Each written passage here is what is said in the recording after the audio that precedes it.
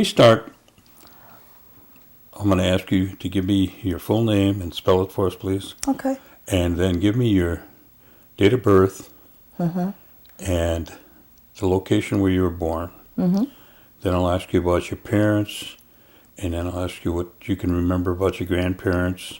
And we'll come back and ask you about your brothers and sisters, and what home life was like when you were small. And then once you went to school, finished school, did you go into a profession or begin to raise a family or something? And then we'll bring it right up to today. And you'll remind me of those subjects as we go along. You'll bring those subjects up. Yeah. Okay. Yeah. So I don't have to remember what you just all said. So, okay. Okay, Alan. Go right ahead. All right. Would you give us your full name, including your maiden name, and spell it for us, please? Okay.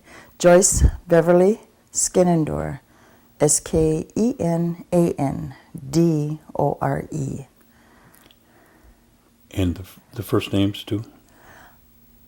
Joyce. Beverly Skenandore. Spell them, please. Oh, spell them. Joyce, Joyce. Beverly, Beverly. And Skenadore's your maiden name? Yes. Okay. Your date of birth, please? 10/23/44. October 23rd, 1944. And where were you born? Milwaukee, Wisconsin. Were you born at home? I was born at Mount Sinai Hospital. I have the birth certificate showing my footprints on it. You're really here, huh? Yes, all right.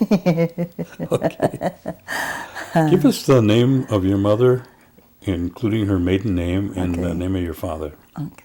My mother's name is Lucy Hilda Denny. Did you want that spelled also? No? Okay. And my father is Myron George Skenandore. Most people know him as Mac. Okay. Yeah. Do you remember the names of your grandparents? On my mother's side is Abby Paulus. And I don't recall them mentioning my grandfather's name. I understand my grandfather on my mother's side passed, I believe, when she was younger. And Abby Paulus then remarried someone. But it was never really clear what that name was or who that person was. What about on your father's side? My father's side is Thomas Skenandore.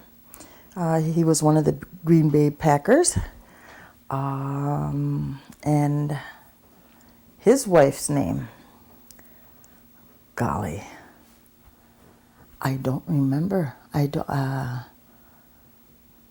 I know I've got it written down somewhere. I've started a book on, when I turned 50, I put a book together on my siblings and their children and our parents, and I'm just finally going back further since we have all that information up north at the Cultural Heritage Center.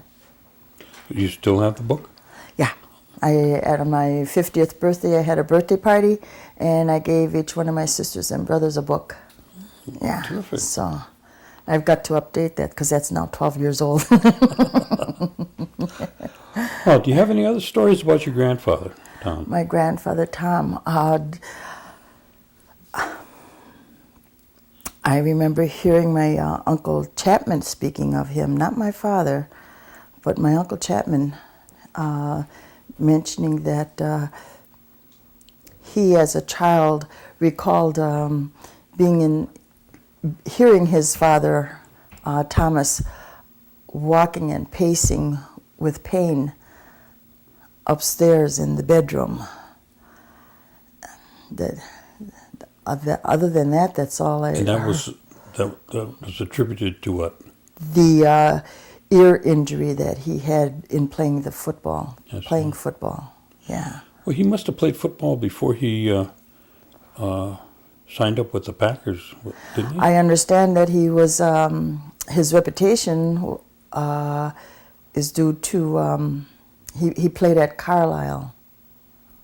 He played there, and then the Packers had him brought back here, and then I understand, one of the first paid Native Americans of football, to play football.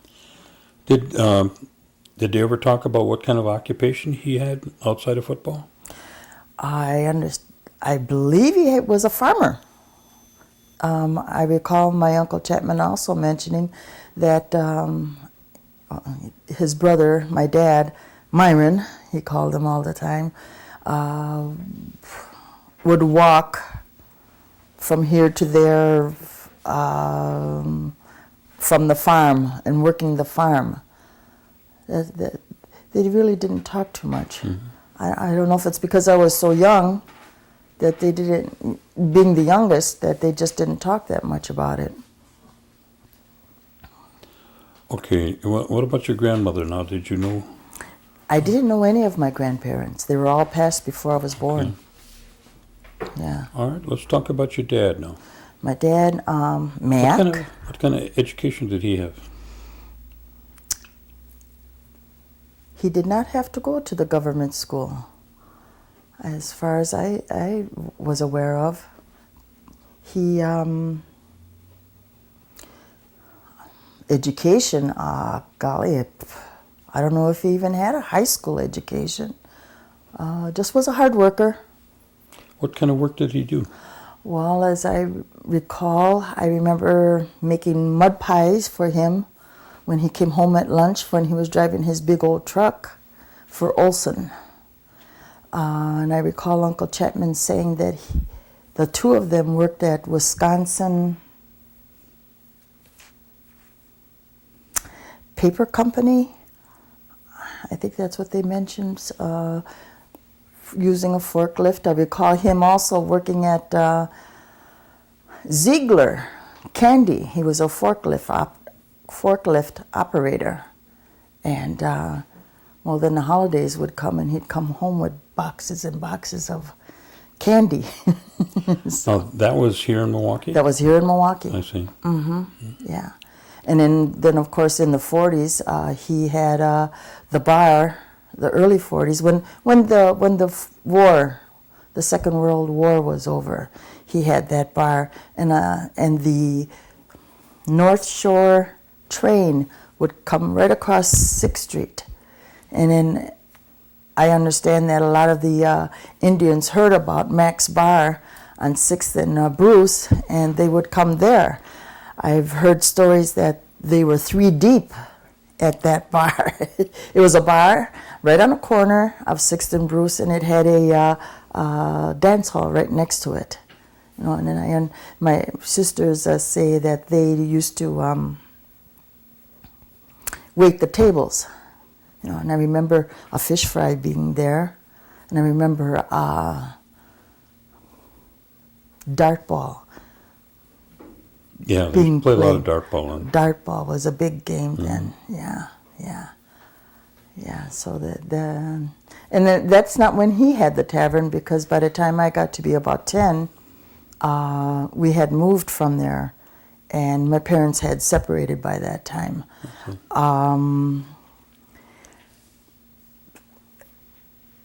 So I just remember going there though, because it was still the hangout for the Indians. Yeah. Did your dad speak Oneida? Yes, he did, but not to us, to Uncle Chapman. The two of them would have their time of speaking, but then we never knew what they were talking of. What about your mother? Did she speak Oneida? No, I think she did as a youngster. But then she was sent to Toma. Okay. And so at Toma that was not allowed to speak it. She was very bitter about that, being sent there, or she has no happy memories of it. It was a very bitter time for her. Her stories were that, they couldn't speak the language. Half of the day they were in school. The other half of the day they were working the fields or laundry, things of that nature. She came to Milwaukee and she went to a vocational school, I believe, they called it, was a vocational school, to finish her education. I don't know if she really did finish it or not. But she was in the sewing class. The teacher was very impressed with her buttonholes and her needlework, and she was very good at needlework. You know, and I understand she worked also while they were married, but I don't know where she worked. Mm-hmm. Yeah. Now, were your parents down here when they were married? Or yes, they were married down here. Okay. They were married here in Milwaukee. Did they ever tell you how they met?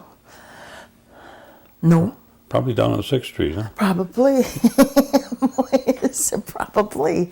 My mother was Episcopal, and I believe she attended the All Saints there on Juneau and Marshall, somewhere east side, somewhere. I know where it is. And but my father was Methodist, and so some of us were baptized Methodist, some of us were baptized Episcopal. So. Now, how many brothers and sisters did you have? I've got 4 brothers and 4 sisters. Can you give us their names and where you fit in? Okay. Ronald is the oldest. Lorraine, then Donna, Joni, Kenneth, another Myron, who's known as Chubby, and then Annette, Wayne, and I. Now, is Milwaukee where they raised their family? Yes, yes, we all were raised here in Milwaukee on the south side. Mm-hmm. Now again, I take that back. My older brothers and sisters, Ronnie, Lorraine, and Donna and Joan talk about living somewhere on McKinley, which is the north side of Milwaukee, and then moving over to here to the south side. I think they had been in a few residences before they got to 6th and Bruce. It seems probably with the growth of the family, they had to have a bigger place. Mm-hmm. There was a pretty big place on 6th and Bruce.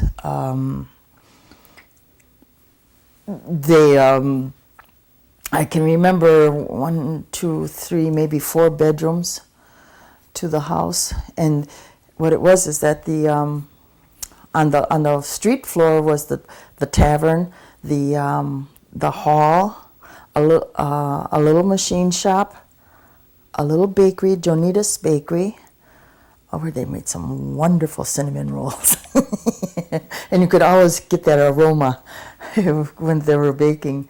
And then the last was a little general store, and then there were apartments all across the top, and then a back porch where everybody, it was a community area. We all shared that back porch. It wasn't divided by any fences or anything. And the Silases, the Websters, we the Skenandores were the 3 Indian families that lived there.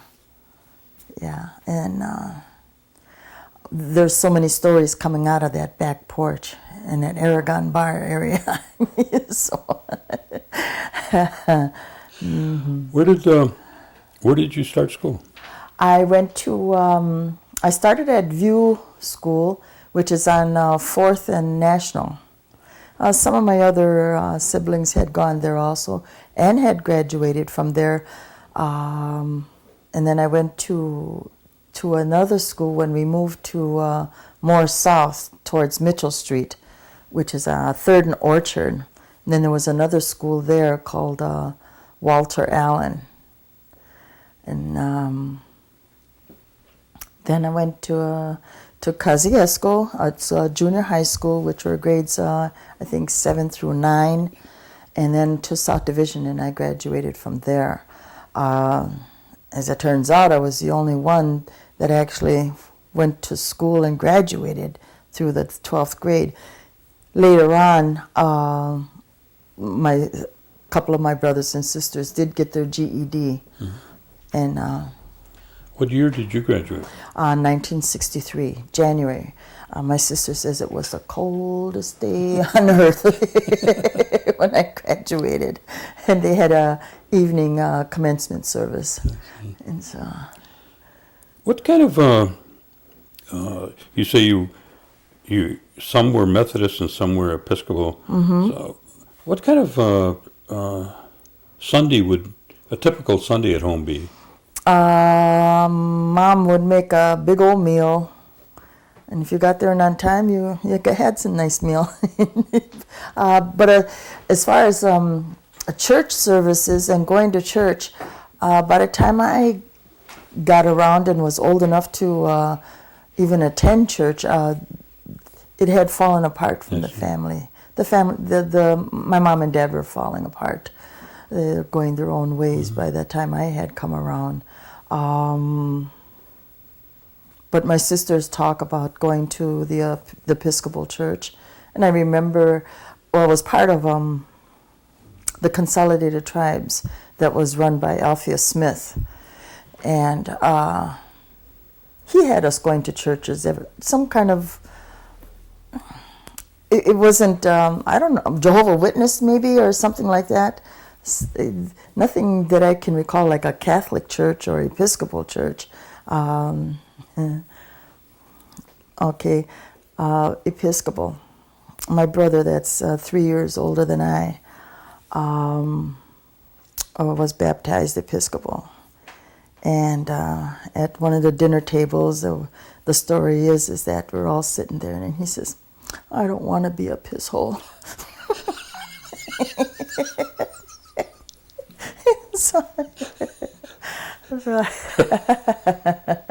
She switched right there.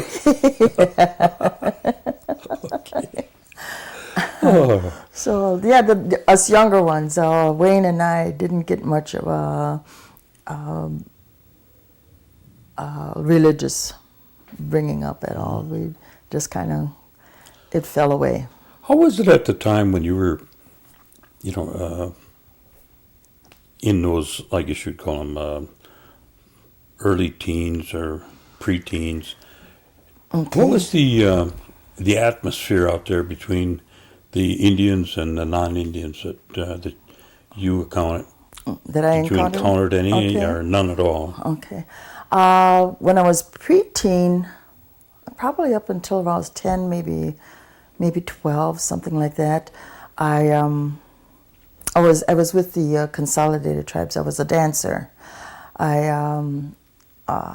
Depending on what regalia you were able to get when they had the May powwow and the October powwow, then that was the part you took.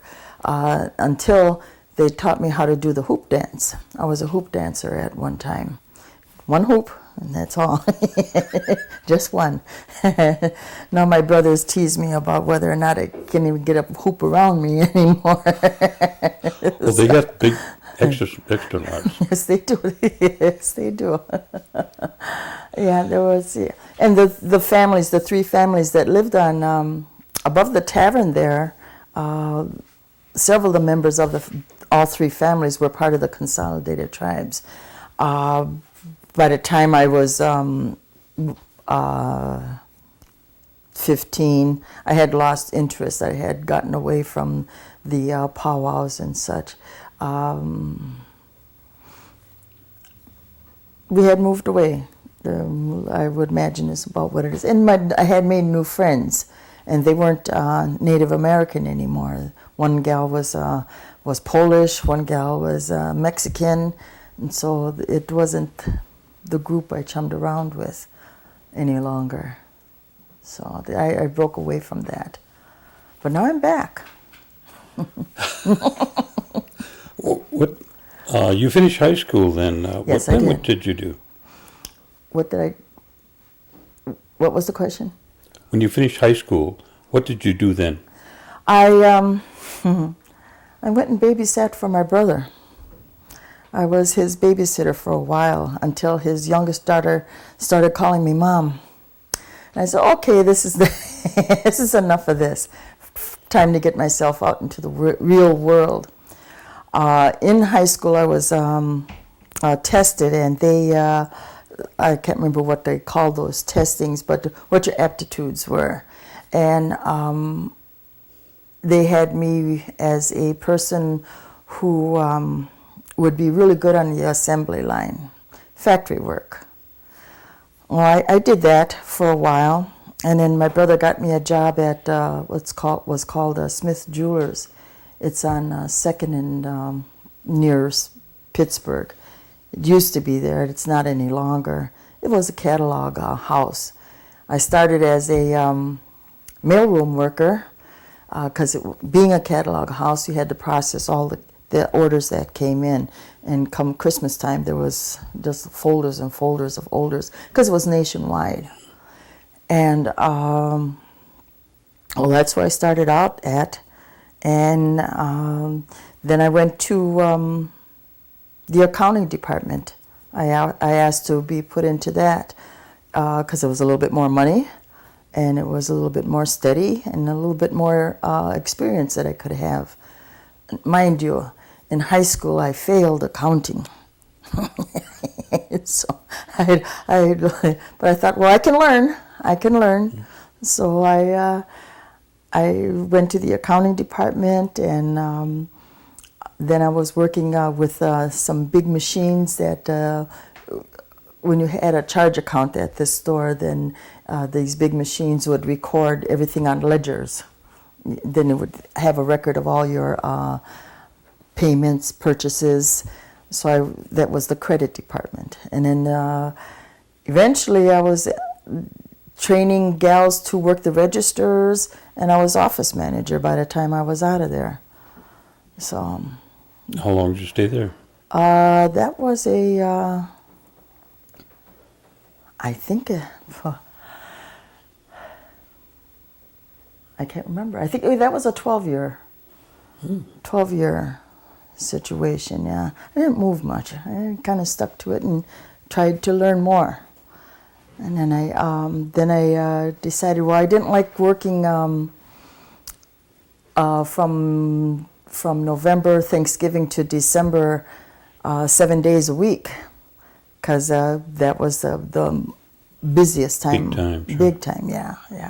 Lots of business. And so I went to a place called, when I first got employed, there, it was called Fraybill, and I ended up being on the sales secretary department. And that's where I was for 7 years. And then they closed up. And so I worked for a little while with one of these agencies, staff agencies. They send you to different places. Oh, temporary work? Temporary work, yeah. I went there for a while. And then I found an advertisement in the paper for a receptionist at a accounting firm, which I've been at now since, well, next month, November, 20 years that I'll be there. Yeah. Had you ever start a family? I was married for 33 years, and then I had two stepchildren, and a boy and a girl, and they're in their 40s now. I had one pregnancy that was stillborn, and that was almost took me almost 6 years just to get pregnant. So I said, no, that's enough. No, I don't need any more of this. I got 2 kids. I had 2 children. You know, they're I always call them my kids. You know. And how many grandchildren you got now? I've got my stepdaughter has given me 3 grandchildren. My stepson has not. He gave me a grand dog. Okay. And then I have a great granddaughter also. Oh. So yeah, yeah, and then they're the ones that call me Aksut. Oh. The 2 little ones, the 2 younger ones. My stepdaughter had her children 10 years apart, just about, and so the 2 little ones. She's got a 25-year-old. She's got a 15-year-old, and a 6-year-old. Oh, my. Yeah, and then so I've been grandma a long time. Talk about starting over. Yeah. Oh, was your husband Oneida? No, he was white. He was Caucasian. Okay. Yeah. Because So you said your stepchildren were calling you. Aksut. Yeah. Right. I'm learning the language here at SIATS. Oh, I see. Yeah, I've been coming to language classes for quite a few years now. Oh. And being at the firm I'm at now, I don't get to come between January and April. That's tax season. It's a certified public accounting firm. Oh. So they do taxes. So, and I just do the phones. That's all. They teach you to say Gadon Kalyaks? Not yet. Okay. I'm always hungry. I'm always, I'm always hungry. Okay. Now you've been down in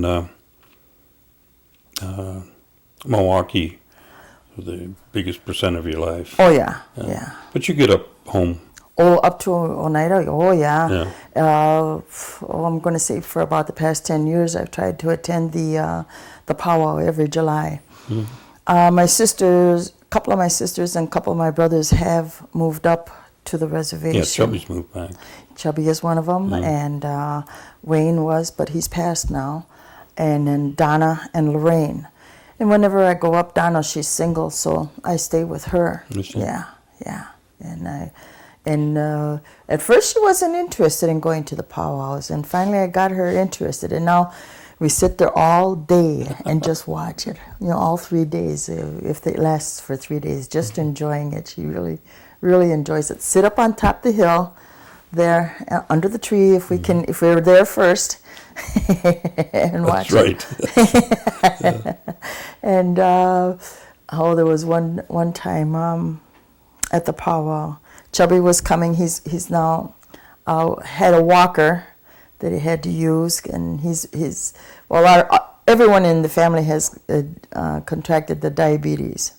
Okay, and some of the limbs are missing, toes and such like that. But Chubby, he was coming with his walker, and Donna's coming with her cane, and they're both coming to Cornelius's vending for the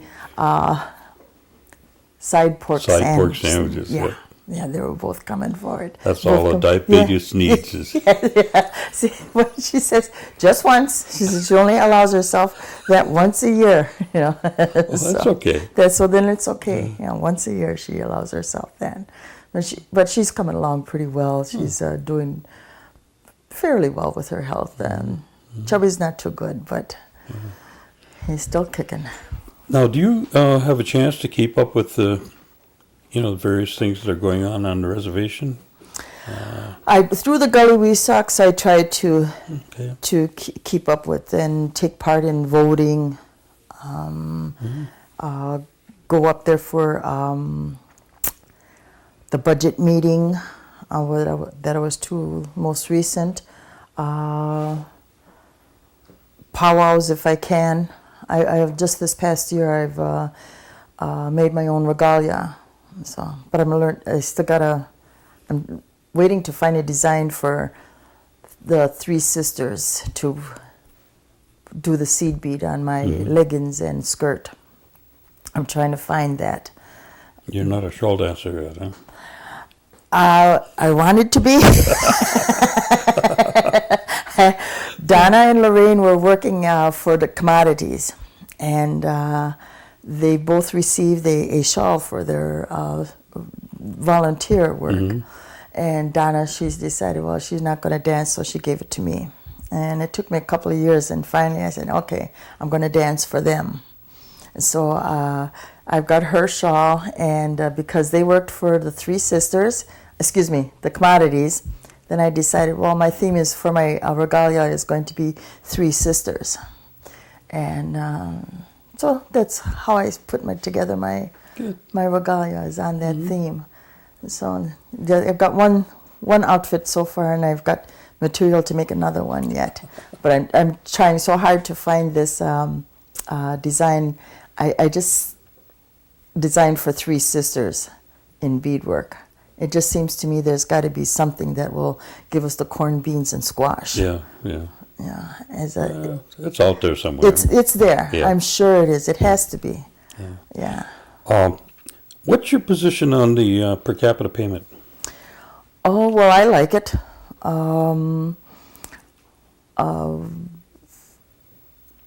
I remember as a child that we got 52 cents, and I like the idea that that the casino and the bingo bring in funds for work for people up on a reservation. That's the reason that my parents even came to Milwaukee, I understand, is there was nothing for them that they could do to earn a living.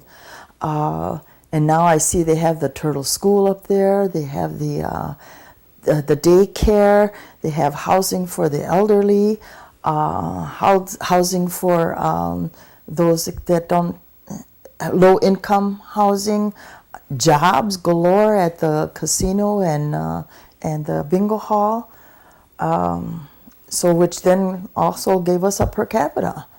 And yeah, I'm enjoying it. What more could you want, huh? Yeah, what more could you want? Yeah. It's all right. I'll claim it on my taxes. That's okay. What kind of recommendations do you have for the youth? Oh, our youth. Oh, please learn to read. Learn to read. I've found I've got friends that can't read. Learn to read. Go to school. Get as much education as you can. The tribe is now offering ways for you to get an education. I've got nieces and nephews that can't read, or very minimal as to what they can read and understand. We come from a huge family. Just please get some education. Yeah, get your education. Most important. Yeah. Is there any area that I neglected that you would like to cover? Oh, just the consolidated tribes that I really enjoyed as a youngster and didn't realize I missed it so much. Once I got divorced, and being here at SEATS has given me an outlet and of learning my learning my cultural heritage and learning the language. People coming from the reservation to teach us about our cultural heritage, our language. So much to learn here. Make beadwork, make moccasins, make baskets, and it's all available here at SEATS. Yeah. Yeah, I think that's about it. Okay. Well, we want to thank you for coming down and taking the time out this evening. I know it's hard to do when you work all day and you still come out. Yeah, I didn't realize I was going to be talking so much. I'm sitting by and listening. I'm usually the listener. Well, in a 3 or 4 weeks, what we'll do is we'll have copies made up, and one copy will go into the archives of the tribe, and the other copy will come to you for you and your family. Oh, great! So you can share that with your children, your grandchildren. Yeah. And we hope you enjoy it because we appreciate you participating with us. As I said before, maybe I did or didn't. I don't know. Too many interviews today, but we got about 440, 450 elders that we've interviewed. My goodness. Which includes your brother, sisters, and some of your sisters, and your uncle, Chapman. Yes. And Emily Schwamp, she's Emily, we got her. Yeah. She's well, her grandchildren aren't related to me because my brother Chubby was married to her daughter. And on that invitation, they had to put Myron Chubby Skenandore, so they knew who he was. So knew who he was. Because everybody knew Chubby. Knew Chubby, but not as Myron. And they had 3 children together. So now he's remarried, and he and his wife have their separate children from their prior marriages. And then they had 1 daughter. But they're one big family up there. They're one big family up Good, there. good. Some live here in Milwaukee, but it's really nice. Was your family live in the area? Mine? Mhm. Oh, You- my children? Yeah. mhm. Okay. My daughter lives upstairs from me, and my son, I just helped move to New York this past weekend. Oh, yeah? Yeah. What's he doing out there? He's he works behind the stage, lighting, building the stage, okay.